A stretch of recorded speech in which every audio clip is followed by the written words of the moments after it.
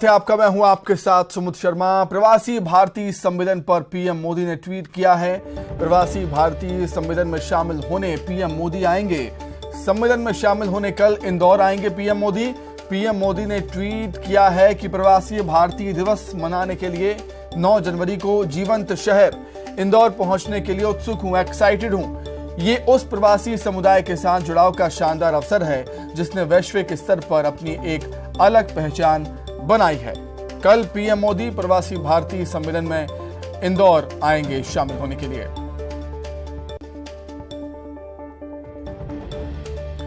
तो कल इंदौर आने से पहले पीएम मोदी ने ट्वीट किया है। वो ट्वीट कर लिखते हैं कि प्रवासी भारतीय दिवस मनाने के लिए 9 जनवरी को जीवंत शहर इंदौर पहुंचने के लिए उत्सुक हूं। यह उस प्रवासी समुदाय के साथ जुड़ाव का शानदार अवसर है जिसने वैश्विक स्तर पर अपनी एक अलग पहचान बनाई है।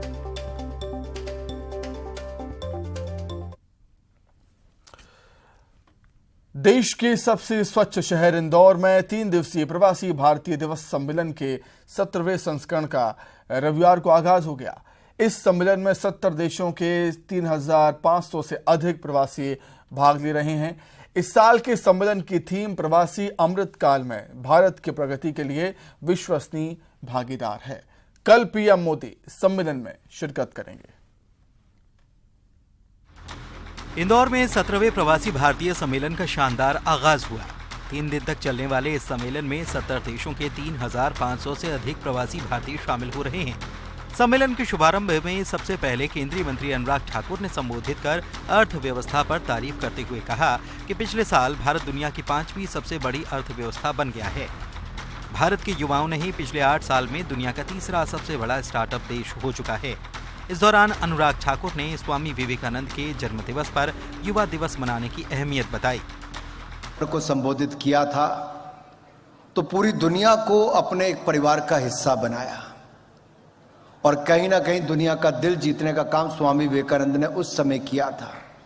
और आज मैं कह सकता हूं आज से कुछ दिन के बाद ही 12 जनवरी को स्वामी विवेकानंद जी का जन्म दिवस भी होगा, जो पूरे भारत में युवा दिवस के रूप में मनाया जाता है। नेशनल यूथ फेस्टिवल भी हम उसको मनाते हैं। केंद्रीय मंत्री अनुराग ठाकुर अपने संबोधन के दौरान इंदौर आए मेहमानों से सराफा जाने की अपील भी करते नजर आए।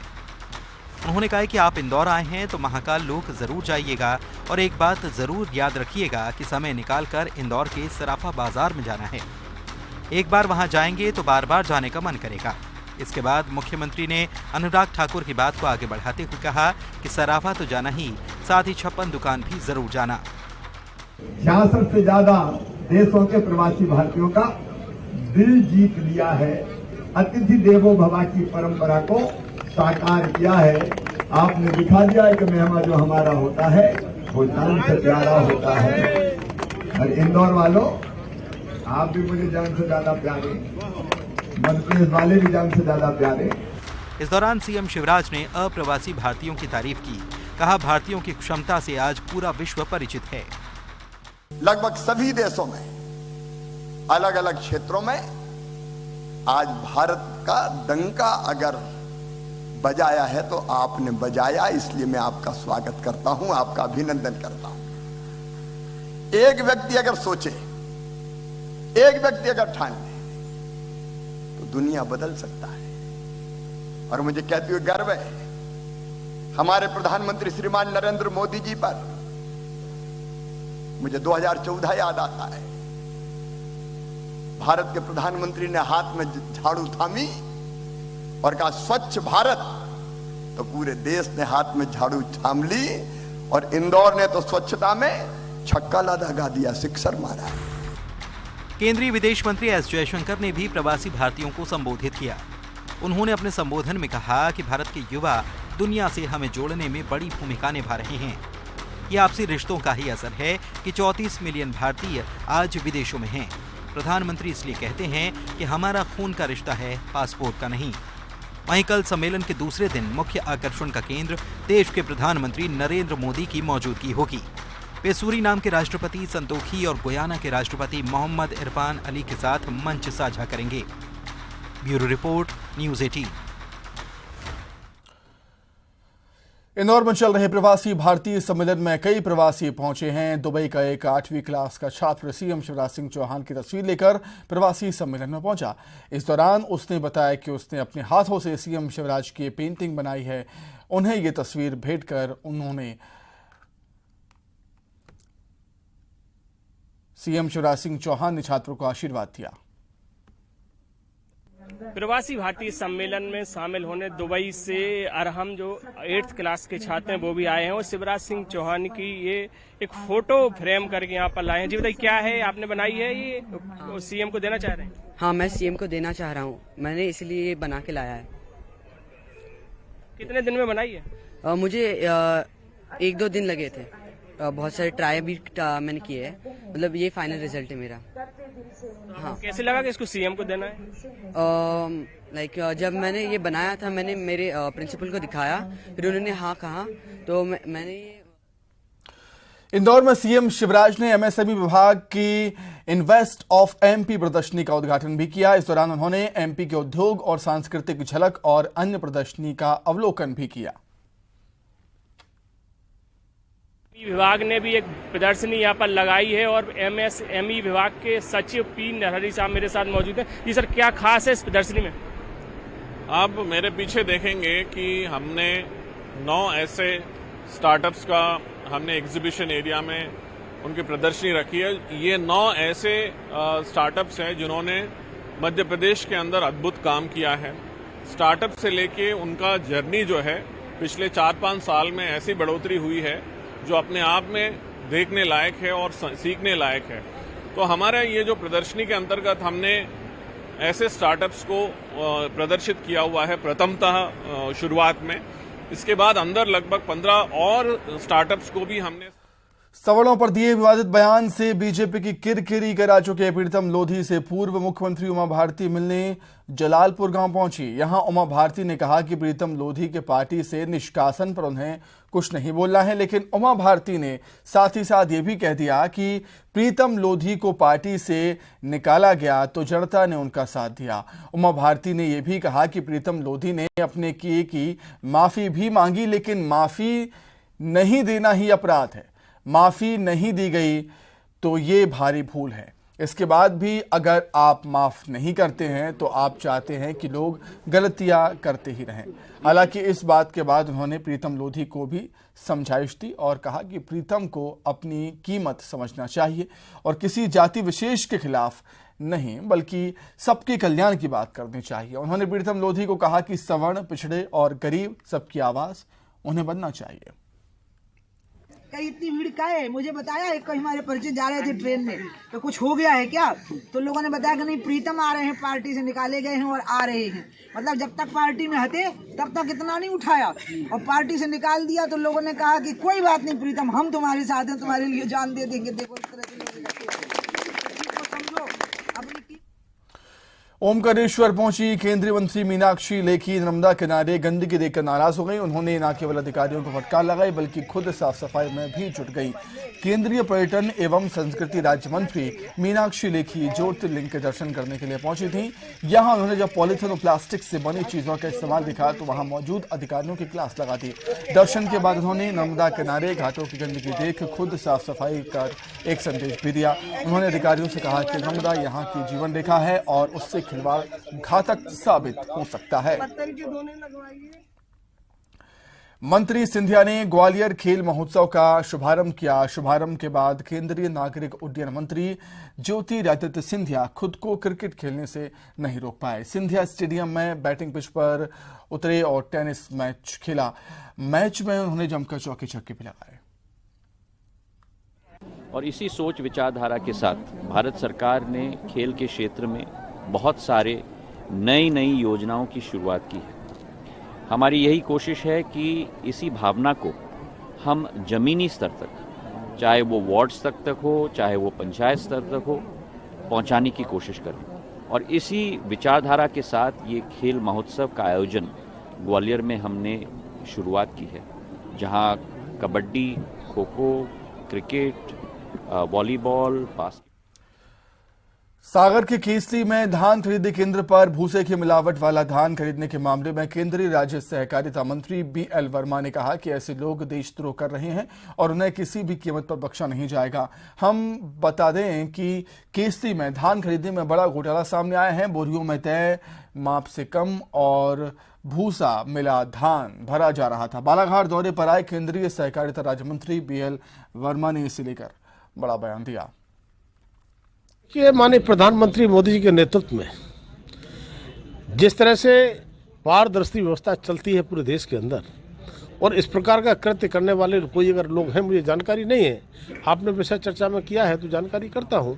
और ऐसे लोग श्योपुर में प्रशासन और माइनिंग विभाग की टीमों ने छापा मारकर रेत के अवैध स्टॉक को जब्त किया। इस कार्रवाई के दौरान रेत माफिया के लोग रेत से भरी गाड़ियों को लेकर भाग खड़े हुए, लिहाजा टीम रेत की एक भी गाड़ी पकड़ नहीं पाए।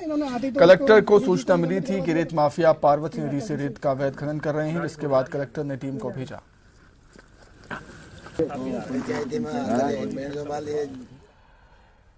निवाड़ी पुलिस ने अवैध शराब बनाने वाले 2 जगहों पर बड़ी कार्रवाई की। पुलिस ने मध्य प्रदेश और यूपी के बॉर्डर से लगे गांव झिंगोरा और धर्मपुरा से 2500 लीटर कच्ची अवैध शराब जब्त की है।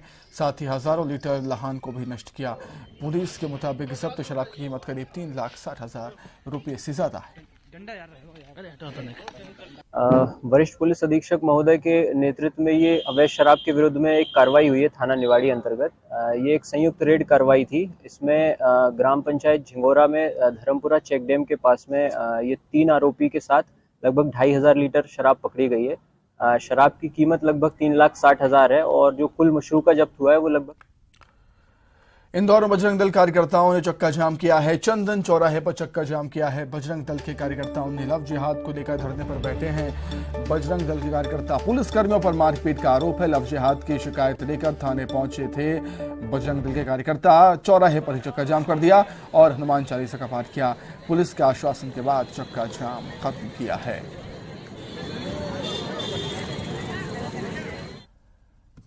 श्योपुर में एक हिंदू लड़की ने मुस्लिम युवक पर संगीन आरोप लगाए हैं। लड़की का आरोप है कि अब्दुल कासिम नाम के शख्स ने डरा धमका कर 2.5 साल से न सिर्फ दरिंदगी की उसके साथ बल्कि लाखों रुपए ऐंठने के बाद अब धर्म परिवर्तन का दबाव भी बना रहा है। पीड़ित लड़की अपने परिजनों के साथ थाने पहुंची शिकायत दर्ज करवाने के लिए, लेकिन उसका आरोप है कि उसकी शिकायत नहीं सुनी गई। इसके बाद विश्व हिंदू परिषद के पदाधिकारी भी पीड़िता के साथ थाने पहुंचे और मामला दर्ज करवाया। लड़की का आरोप है कि आरोपी ने रेप किया, वीडियो वायरल करने की धमकी देकर ब्लैकमेल किया। जब शादी करने से मना कर दिया तो उसके वीडियो वायरल करने की धमकी दे रहा था लगातार ही। तो ये मामला सीधा सीधा लव जिहाद का है, इसमें कठोर कार्रवाई होना चाहिए। कब से परेशान कर रहा था? कितना टाइम हो गया? करीब 3 साल का मामला लग रहा है। इंदौर में चाइनीज मांझा पर प्रतिबंध लगा हुआ है। इसके बावजूद यहां धड़ल्ले से चाइनीज मांझे का व्यापार किया जा रहा है। अब इंदौर पुलिस ने बड़ी कार्रवाई की। पुलिस ने MG रोड के स्नेहलतागंज के चक्रदेव अपार्टमेंट से 436 रोल चाइनीज मांझा बरामद किया। साथ ही इस मामले में 2 लोगों को हिरासत में अभी लिया गया। चाइनीज मांझों के खिलाफ कार्रवाई की है। उसके अंदर 2 आरोपी को हिरासत में लिया गया है, गणेश और ताहिर को। उन दोनों से 463 कुल क्वांटिटी जब्त की है। सर कहां से लेकर आए थे और ये कहां बेच रहे हैं? ये इनके घर से ही हमने जब्त किया है। 104। इंदौर में एक शख्स से 3,37,000 रुपए की ऑनलाइन ठगी का मामला सामने आया है। बालगंगा थाना इलाके के कालिंदी गोल्ड के एक रहवासी अभिनंदन श्रीवास्तव के साथ ठगी की वारदात हुई, जिसकी शिकायत तो उन्होंने पुलिस में की। अभिनंदन के मुताबिक उन्हें एक फोन आया और पैन कार्ड को अपडेट करने के लिए कहा गया। अभिनंदन ने फोन पर ही सारी जानकारी मुहैया करा दी और ठगों के कहने पर एनीडेस्क ऐप के जरिए फोन का एक्सेस भी दे दिया, लेकिन इसके बाद उनके खाते से 3,37,000 रुपये निकाल लिए गए।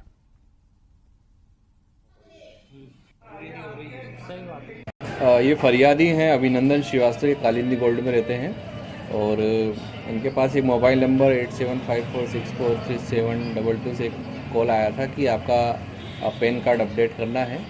और जो फरियादी हैं इनके द्वारा बिना किसी से वेरीफाई किए और कोई बिना जानकारी लिए जो मोबाइल धारक था उसको इन्होंने अपना पैन कार्ड अपडेट करने के लिए कुछ जानकारियाँ नोट करवा दी और इसी से इनके खाते से करीब 3,37,000 रुपये जो हैं वो उन्होंने डेबिट हो गए। और ये जो अभी तक था मोबाइल नंबर का, इसके द्वारा इनके खाते से 3,37,000 रुपये निकाल कर उनके साथ धोखाधड़ी की गई। तो उस पर से एक प्रकरण पंजीबद्ध किया गया धारा 420 IPC के अंतर्गत और इसको जांच में लिया गया है। और जो मोबाइल नंबर है इसकी डिटेल के लिए हम लोगों ने साइबर सेल को लिखा है और उसकी जैसे डिटेल प्राप्त होगी तो उसमें आरोपी को। जबलपुर के ग्वारी घाट में एक युवक ने प्रेम प्रसंग में विवाद के बाद जहर पी लिया। युवक का इलाज के दौरान युवक की मौत हो गई, जिसके बाद परिजन ने हंगामा करते हुए ग्वारी घाट रोड पर शव रखकर जाम लगा दिया। परिजनों ने प्रेमिका और उसके परिजन पर युवक को प्रताड़ित करने का आरोप भी लगाए हैं। मौके पर पहुंची पुलिस ने समझाइश देकर चक्का जाम खुलवाया और दोनों पक्षों द्वारा एक दूसरे के खिलाफ शिकायत दर्ज कराई है। पुलिस तमाम पहलुओं के आधार पर मामले की जांच कर रही है। मतलब मेरे भाई ने उसी के कारण लोगों ने बहुत उसको मारा और डराया और बहुत कुछ बोला कि तू घर पे नहीं रहेगा तो हम लोग तेरी बहन के साथ गलत करेंगे। इस कारण उसने कल कुछ खा लिया था तो हम लोग मेडिकल लेके गए। फिर शाम को उसको डिस्चार्ज कर दी विक्टोरिया हॉस्पिटल। फिर शाम को उसको डिस्चार्ज किया तो हम लोग घसीने में बहुत लाते हमारे को। सतना में मैया सतना सड़क पर एक दर्दनाक हादसे में बाइक सवार युवक की ट्रक से कुचलकर मौत हो गई। इस हादसे में बाइक सवार दूसरा युवक बुरी तरीके से जख्मी है। यह घटना उचेहरा थाना क्षेत्र की है। मैहर से सतना की ओर धान से लगा हुआ ट्रक जा रहा था। इसी दौरान बाइक सवार दो युवक ट्रक को ओवरटेक करने की कोशिश में हादसे का शिकार हो गए।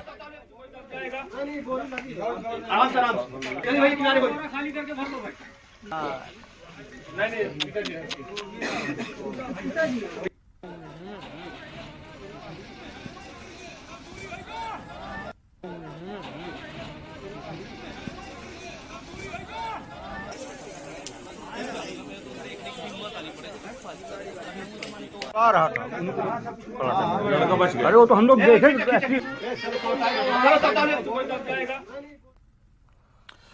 जबलपुर में आयोजित 3 दिवसीय वर्ल्ड रामायण कॉन्फ्रेंस का आज आखिरी दिन है। इस कॉन्फ्रेंस में दुनिया भर से आए शोधकर्ताओं और विद्वानों ने रामायण पर अपने अपने विचार रखे। विधायक अजय वैष्णोई ने बताया कि आज समापन पर केंद्रीय मंत्री और सांसद प्रहलाद पटेल और राज्यसभा सांसद सुमित्रा वाल्मीकि भी शामिल हुए।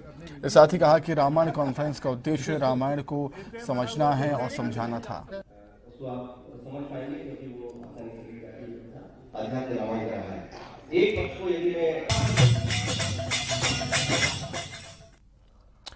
विदिशा से 3 किलोमीटर दूर बरखेड़ा गांव के एक किसान के होश उस वक्त उड़ गए जब उसने अपने खेत में विशाल काय अजगर को देखा।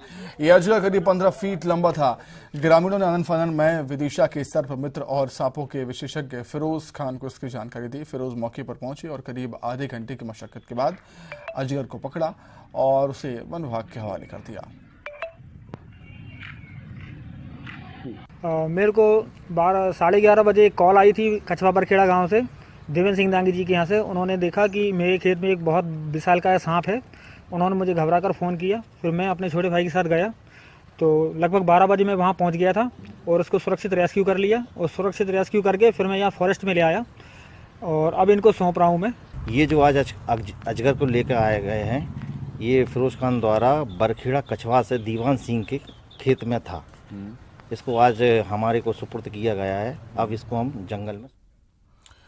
बाघों के लिए दुनिया भर में मशहूर मंडला के कान्हा नेशनल पार्क से बाघिन डीजे की शानदार तस्वीरें सामने आई है। बाघिन अपने 4 शावकों के साथ नेशनल पार्क में सैर करते हुए नजर आई। ये वीडियो कान्हा के मुक्की जोन का बताया जा रहा है। वीडियो में बाघिन आगे आगे चल रही है, उसके 4 शावक पीछे पीछे दौड़ लगा रहे हैं। 4 शावकों के साथ बाघिन का नजर आना अच्छी खबर है। टाइगर स्टेट MP में बाघों की बढ़ती आबादी बाघ संरक्षण की दिशा में एक शुभ संकेत भी है।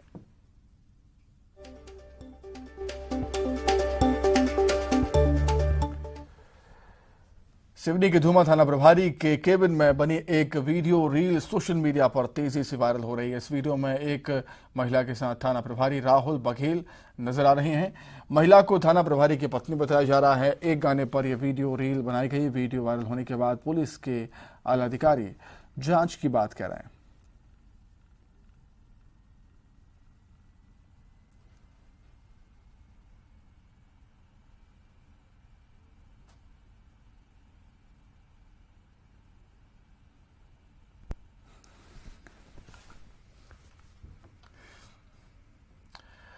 रायपुर का गांधी उद्यान इन दिनों रंग बिरंगे खूबसूरत फूलों से गुलजार है। प्रकृति की ओर सोसाइटी द्वारा यहां बहारों का मेला लगाया गया है, जो बागवानी के प्रेमियों के साथ नया फूलों, फलों और सब्जियों से आबाद है। राजधानी में लगी इस प्रदर्शनी में प्रकृति प्रेमियों की खासी भीड़ दिखाई दे रही है।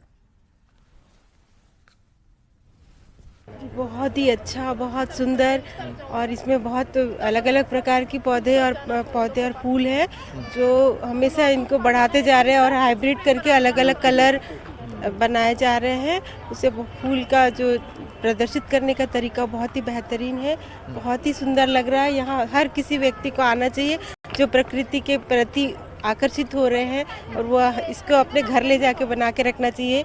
एक तरह से देखा जाए तो ये तो जन्नत है फूलों की, जिसमें समेट के एक जगह पे लाया गया है। बहुत ही सुंदर, मुझे बहुत पसंद। रायपुर में इस वक्त बहारों का मेला लगा हुआ है। राजधानी के गांधी मैदान में खूबसूरत फूल, फल, सब्जियों के पौधे नजर आ रहे हैं, तो वहीं कई आकृतियां भी आपको देखने को मिलेगी। और ये खूबसूरत जो आकृति आपको दिखाई दे रही है, ये एक तरह से फल और फूलों से, सब्जियों से भी एक रंगोली तैयार की गई है छत्तीसगढ़ महतारी की। और ये जो तैयार की गई रंगोली इस वक्त आपको दिखाई दे रही है, ये बोरिया कला के गवर्नमेंट स्कूल के जो बच्चे हैं उन्होंने ये तैयार की है। ये तमाम बच्चे जो आपको दिखाई दे रहे हैं, इन्होंने ये रंगोली विशेष रूप से तैयार की है। कितनी मेहनत लगी इसको तैयार करने में, क्या चीज़ यूज़ किया है आपने? हमने 36 प्रकार की फल और सब्जियां और फूल का यूज़ किया है। अच्छा, 36 प्रकार के, क्योंकि छत्तीसगढ़ महतारी बना रही है। अच्छा, तो कैसे इंस्पिरेशन मिली कि यहाँ पे ये प्रेजेंट करना चाहिए आपको? क्योंकि अभी छत्तीसगढ़ सीएम साहब भी बहुत ज़्यादा प्रमोट कर रहे हैं, और छत्तीसगढ़ महतारी अपने छत्तीसगढ़ की प्रतीक है, तो उसको दिखाते हुए हमने यहाँ पर बनाया है। हमारे टीचर्स ने हमको इंस्पिरेशन किया कि जो सीएम जी है वो अभी छत्तीसगढ़ को बहुत ज़्यादा। अब खबर एक बेटी के संघर्ष से उबरकर कामयाबी की उड़ान भरने की। हम बात कर रहे हैं धमतरी की रहने वाली समारिका की, जो अगर चाहती तो मोटी तनख्वाह पर नौकरी कर सकती थी, लेकिन उनके दिमाग में तो कुछ और ही था। तभी तो आज वो अपनी सोच और प्लानिंग की बदौलत दूसरों को भी रोजगार दे रही हैं। आप रिपोर्ट देखिए और मुझे दीजिए इजाजत। नमस्कार।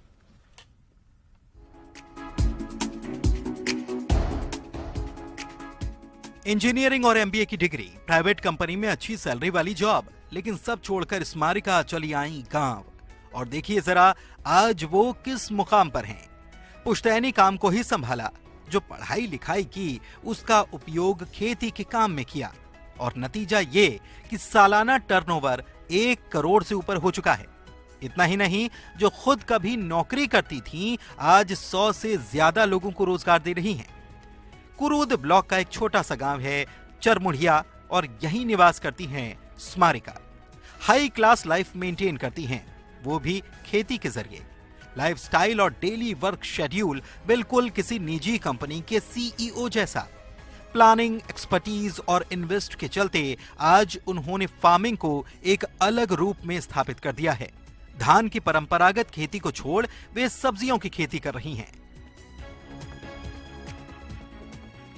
एक्चुअली जब मैं पुणे में पहले जॉब कर रही थी, तो उस टाइम पे मैंने वहाँ पे तो जॉब किया। जॉब करने के टाइम पे घर में थोड़ा सा ऐसे स्थिति हो गई कि मुझे यहाँ पे शिफ्ट होना पड़ा, और क्योंकि घर की रिस्पॉन्सिबिलिटी थी, और एक्चुअली घर में थोड़ा हेल्थ इशू था, तो घर पे सपोर्ट करना था। एक्चुअली अभी हम लोग फिलहाल 2 साल से, ये दूसरा ही साल है हम लोगों का फार्मिंग में, वेजिटेबल फार्मिंग में। तो पहले तो धान की खेती करे थे, तो काफ़ी सारे इक्विपमेंट पहले से थे, और अभी जैसे फसल बोते जा रहे हैं, तो उस हिसाब से नए नए इक्विपमेंट जो भी जरूरत पड़ते जा रहे हैं, हम लोगों के पास हम लोग एक सलाहकार है, एग्रीकल्चर कंसल्टेंट हैं, उनसे सलाह लेते हैं और वो हमें मतलब फसल बोने से लेके पूरा लैंड प्रिपरेशन से लेके पूरा आखिरी तक का वो पूरा हमें मदद करते हैं। तो उससे हम लोगों को काफी हेल्प मिलती है। कितने लोगों को जॉब यहाँ पर आपने काम दे रखा है किसी भी रूप में? यहाँ पे अंदाजन हमारे यहाँ पे लगभग 90 से 100 के बीच वर्कर लोग यहाँ पे काम करते हैं। फिलहाल तो लास्ट ईयर बहुत अच्छा रहा, इस बार थोड़ा दिक्कत है क्योंकि रेट वगैरह थोड़ा सा काफी कम है। बट कहते हैं कि एग्रीकल्चर में 3 साल का एटलीस्ट 3 से 4 साल का कैलकुलेट करना चाहिए। बस आशा यही है कि अगले साल भी अच्छा रेट मिले और हमारा मेन फोकस तो यही है कि हम जितना ज़्यादा से ज़्यादा अच्छा प्रोडक्शन कर सकें उस पे हम लोग ध्यान देंगे। पुणे में 8 लाख का पैकेज छोड़कर वापस अपने घर स्मारिका आई। कभी किसानी करना नहीं चाहती थी, लेकिन पिता के बीमार पड़ने पर उन्हें वापस लौटना पड़ा और अब उनका सारा समय इसी काम में बीत रहा है। आज इलाके के दूसरे किसानों के लिए वो प्रेरणा के स्रोत हैं। धमतरी के आला सरकारी अफसर भी स्मारिका के मुरीद होने लगे हैं। वो जिस समय यहाँ आई ना, उस समय एक्चुअल में मैं बहुत अच्छा बात करने कंडीशन में भी नहीं था। वो खुद भी सोची और उनकी छोटी बहन, उनके चाचा लोग, ये लोग सब बोले तो फट से वो रेडी हो गई, यहाँ पे देखने लगी रायपुर से आके। तो ये शहर के लिए, अपने जिले के लिए गर्व की बात है कि अब पढ़ी लिखी बेटियां भी एग्रीकल्चर को एक व्यवसाय के रूप में अपना रही हैं और इससे बहुत बड़े मतलब ये गर्व के विषय है। स्मारिका को गांव के 100 से ज्यादा लोगों को गारंटीड रोजगार देने के कारण पूरे गांव में सम्मान तो मिलता ही है, लेकिन अब स्मारिका का नाम सिर्फ गांव तक नहीं बल्कि बाहर भी चर्चा में रहने लगा है। कहा जाता है कि मेहनत किसान करता है, लेकिन उसका बड़ा फायदा दलाल, बिचौलिए और व्यापारी ले जाते हैं। लेकिन स्मारिका ने महज 2 साल के अंदर इन सदियों पुरानी धारणाओं को ध्वस्त कर दिया है। अभिषेक पांडे, न्यूज़ 18, धमतरी।